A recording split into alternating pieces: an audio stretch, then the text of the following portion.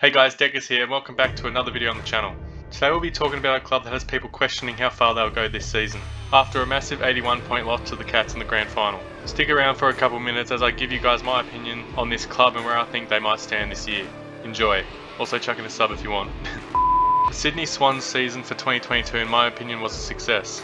Even though the grand final was extremely difficult for the Swans fans to cope with, it's amazing what the team managed to do with still such a pretty young side. With some finals experience a year prior to 2022 would have really helped them go far as they did last year. The Swans managed to win 16 out of the 23 rounds of the season, being the most amount of wins from a team I've covered on the channel so far. Also pretty obvious as to why they made it into a grand final last season is because they can compete and win against the best sides in the competition, such as the Cats in round 2, Richmond in round 11, Melbourne in round 12, Fremantle in round 17 and Collingwood in round 22.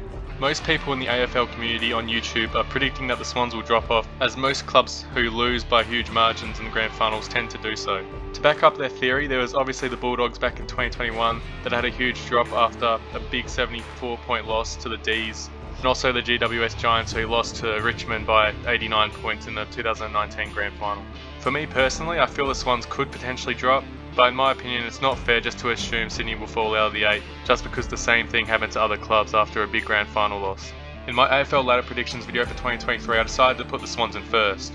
Probably one of the most biggest calls I've done on that video, so it would be interesting to see what you guys have to say about that. But I wouldn't be surprised if I get quite a bit of hate in the comments, because yeah, like I said, there's many people that don't even expect them to finish in the 4 this season. So moving on to the trade period, the Swans did okay picking up Aaron Francis, and in the draft they picked up pick 20 Jacob Constanti, pick 27 Cooper Vickery, and pick 40 Caleb Mitchell, which isn't bad at all. Should be interesting to see what they can achieve with the club.